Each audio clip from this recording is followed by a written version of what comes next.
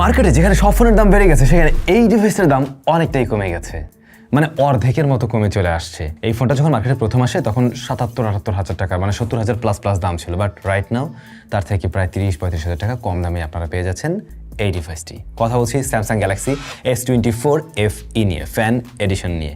এই ফোনটার ফুল রিভিউ আমরা দেইনি আমাদের চ্যানেলে, কারণ ওই দামে মানে ৭০-৭৫ হাজার টাকা এটা একটা বস্তা পচা ফোন ছিল এবং এইটা মানে কারোর তো কেনার কোনো মানেই হয় না, যে কারণে এটা নিয়ে আমাদের চ্যানেলে তেমন কোনো কথাবার্তাই হয় নাই। বাট রিসেন্টলি আমি টপ 5-এর একটা ভিডিও দিলাম ৩৫,০০০ টাকা প্রাইস ব্র্যাকেটের আশেপাশে, যে যদি বাজেট আপনার একটু বেশি থাকে সেক্ষেত্রে আপনি এই ডিভাইসটাকেও চয়েস করতে পারেন। তো এই হচ্ছে স্যামসাং গ্যালাক্সি S24 FE, যা বর্তমানে এসে দাম দাঁড়াচ্ছে ৪৭,০০০ টাকার মতো। মার্কেট কয়েকদিন ধরে অফ, বাট লাস্ট আমি এটার প্রাইস দেখেছি ৪৭,০০০ টাকার মতো।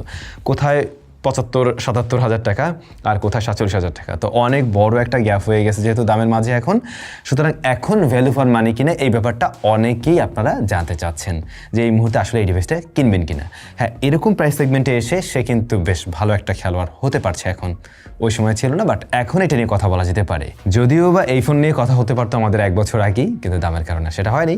এনিওয়ে, আজকের ভিডিওতে বিস্তারিত জানবেন অবশ্যই। আর এই ফোনটা কারেন্টলি আপনারা অ্যাভেলেবেল পেয়ে যাবেন SMS গ্যাজেটসে, তাদের সব ঢাকার বাইরেও রয়েছে অনেক জায়গায়, এমনকি আপনি অনলাইন থেকেও পারচেস করতে পারেন। ডেসক্রিপশনে সমস্ত ইনফরমেশন মেনশন করা আছে। First of all, design and build কোয়ালিটির বেলায় আমরা বডি ফ্রেমে অ্যালুমিনিয়াম দেখছি, যার ফলে একটা প্রিমিয়াম ভাইব তো দেয় অবশ্যই। রিয়ার প্যানেলটাতে গ্লাস রয়েছে, যেখানে আমরা বেশ ভালো রকমের ফিঙ্গারপ্রিন্ট পড়তে দেখি।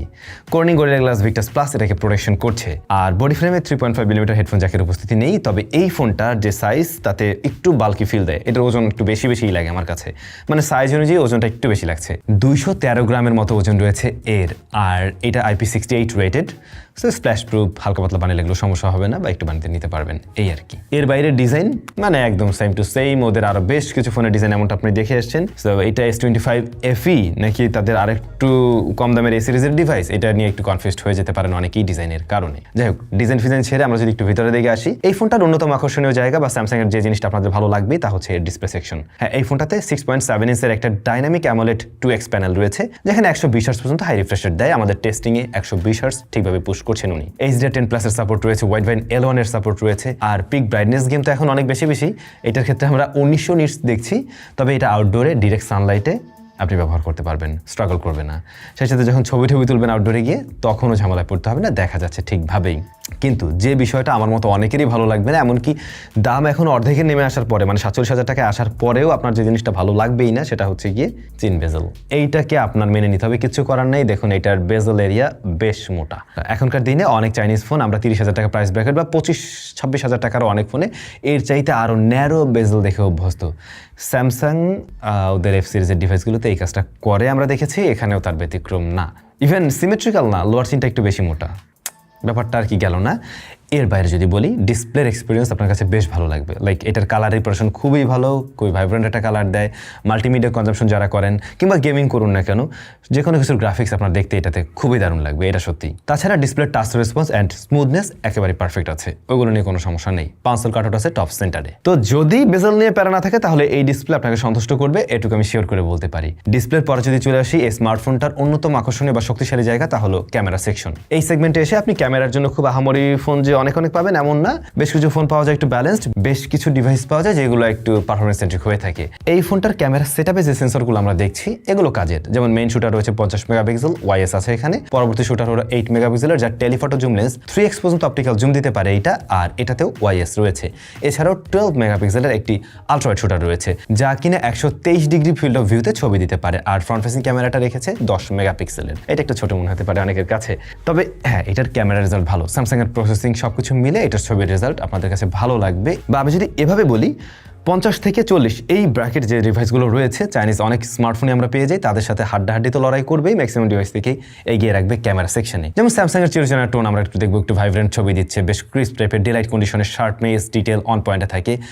লো লাইটে কিছুটা সফট করে প্রেজেন্ট করে, বিশেষ করে সেই বিষয়টা আপনি নোটিস করবেন এর আলট্রা ওয়াইড অ্যান্ড এর যে টেলিফটোটা রয়েছে, এই জায়গাটাতে বেসিক্যালি আপনি একটু সফট ছবি পাবেন। গ্রেনের দেখাও পাওয়া যায় যদি একটু হেভি লো লাইটে চলে যান। এছাড়া ছবির কালার কন্ট্রাস্ট আমরা খুবই ভালো দেখছি এই স্মার্টফোনটিতে। তাছাড়া আপনি যদি মেইন ক্যামেরার ছবি একটু জুম করে নিয়েও ব্যবহার করতে চান সেখানেও কিন্তু ডিটেলের পরিমাণ ভালো পাবেন। তবে আপনাদের অবশ্যই ভালো লাগবে এর পোর্ট্রেট মোড, যেখানে আমরা বেশ কয়েকটা ফোকাল লেন্থে ছবি তুলতে পারছি এবং এজ ডিটেকশনে কিন্তু অন পয়েন্টই আছে। ব্যাকগ্রাউন্ড ব্লারনেসটা আর্টিফিশিয়াল লাগছে না। যখন আপনি এর এই যে 3x অপটিক্যাল জুম এটা ব্যবহার করে ছবি তুলছেন তখন ডিটেল তো লস করছে না, বাট আমাদের বডি শেপ বা স্ট্রাকচারটা একদম পারফেক্ট মনে হয়। সেই সাথে ব্যাকগ্রাউন্ড ব্লারনেসটাও আমাদের কাছে অনেকটা ন্যাচারাল, এমনকি মিররলেস ক্যামেরার মতো একটা ভাইব ক্রিয়েট করে। কিন্তু স্কিন টোনে হালকা একটু পপড আপ, একটু ভাইব্রেন্ট ব্যাপার আছে এখানে। এরপর আলট্রাওয়াইডে আসলে এটা মেইন ক্যামেরার সাথে কম্প্যারিজনে নিতে গেলে একটু সফট, একটু কালার টুইকড মনে হবে আপনার কাছে, আর লো লাইটের দিকে এটা অনেকটাই সফট করে ফেলে আর কি। কিন্তু এই প্রাইস সেগমেন্টের এই ম্যাক্সিমাম চাইনিজ স্মার্টফোনের আলট্রাওয়াইড থেকে এটা বেটার আউটপুট দিচ্ছে। ওভারঅল প্রত্যেকটা ক্যামেরাই কিন্তু বেশ ব্রাইট অ্যান্ড ক্রিস্প টাইপের ছবি দিচ্ছে। ফ্রন্ট ফেসিং ক্যামেরায় আসলে মেগাপিক্সেল আপনাদের কাছে একটু কম লাগতে পারে, তবে ডিটেল কিন্তু কম নেই। এটা ইনডোর আউটডোর দুই জায়গায় লাইটিং কন্ট্রোলটা ভালো দেখছি আমরা। তাছাড়া শার্পনেস ডিটেলও ভালো, কিন্তু মেইন ক্যামেরাটা ডাইনামিক রেঞ্জ যতটা ওয়াইড, অবশ্যই ফ্রন্ট ফেসিং ক্যামেরা ততটা বেশি ওয়াইড আর না আর কি।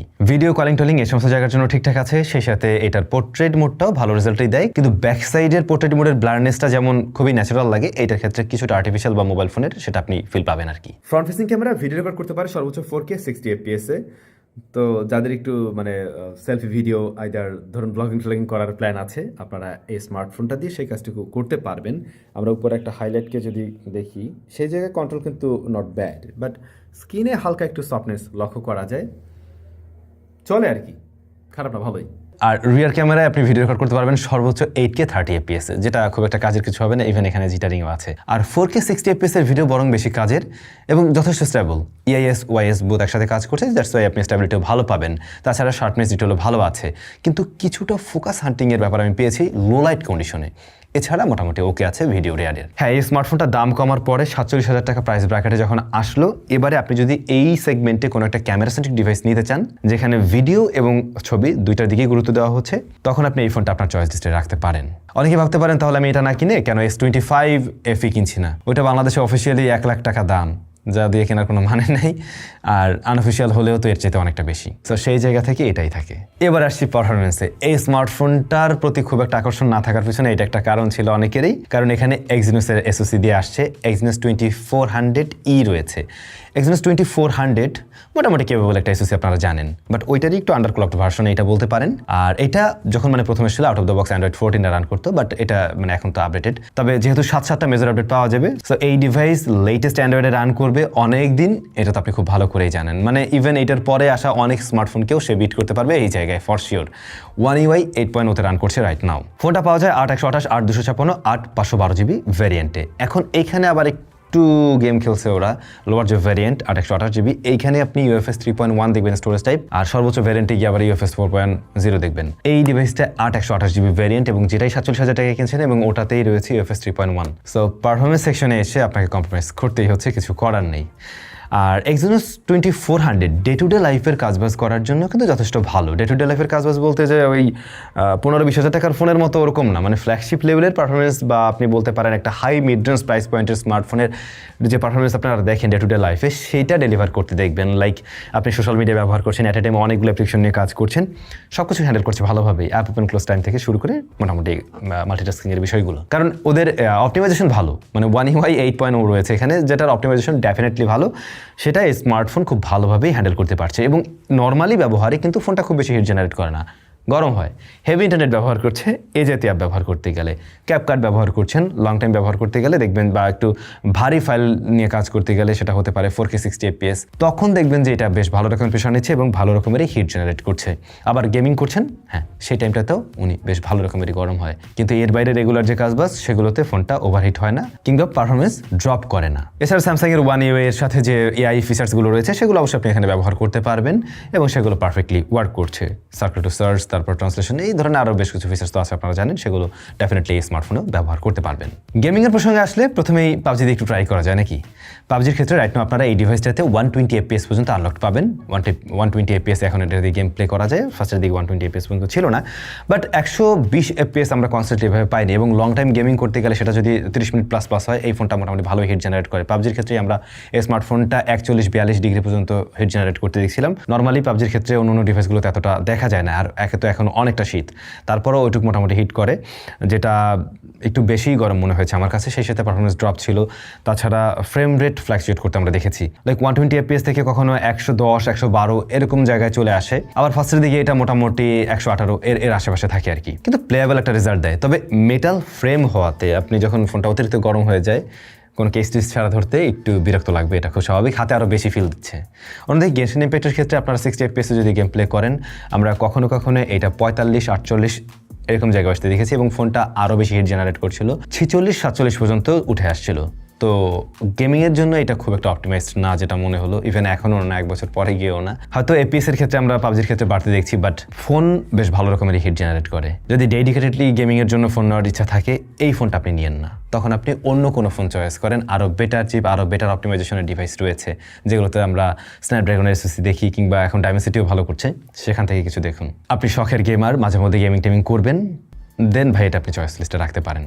মানে এখন অনেকেই বলতে পারেন, ভাই এত টাকা দেখি না আমি গেমিংয়ে, তাহলে এরকম পাবো না। ব্যাপারটা ঠিক সেরকম না, ডেডিকেটেডলি গেমিংয়ের জন্য ভালো তো হচ্ছে না, বাট টুকটাক মাঝে মধ্যে গেমিং টেমিংয়ের জন্য ওকে আছে। তো আশা করছি বুঝতে পারছেন এটার পারফরমেন্স সেকশনের জায়গাটা কোথায় রয়েছে। 47,000 টাকা ইভেন আমার কাছে পারফরমেন্স সেকশনটা এখনও কিছুটা দুর্বলই মনে হয়, যেহেতু এর চাইতে বেটার কিছু এক্সিস্ট করে।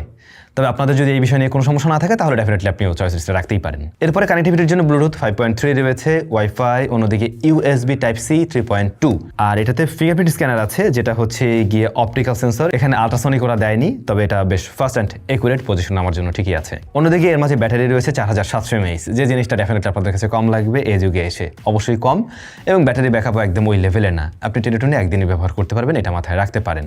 আর এটা সাপোর্ট নেয় 25 ওয়াট, যেটা ডেফিনেটলি অনেকের কাছেই কম মনে হয়। তবে ওয়্যারলেস চার্জিং সিস্টেম দিয়ে রাখছে 15 ওয়াট, এটা কজন ব্যবহার করবেন আমি জানি না, বাট ওয়্যারলেস আবার রিভার্স চার্জিং টেকনোলজিও সাপোর্ট নেয়, মানে এই ফোন দিয়ে অন্য ফোনকে চার্জ করতে পারবেন ওয়্যারলেসলি, এই ব্যাপারও দিয়ে রাখছে। এরকম কিছু ফিচার্স না দিয়ে বরং অন্য জায়গায় আরেকটু ডেভেলপ করা যেত, লাইক সেটা প্রসেসর হতে পারে। আচ্ছা, এর বাইরে গিয়ে নেটওয়ার্ক কানেক্টিভিটিতে কোনো দুর্বলতা নেই, সব কিছু ঠিকভাবে কাজ করছে বোথ কানেকশনে।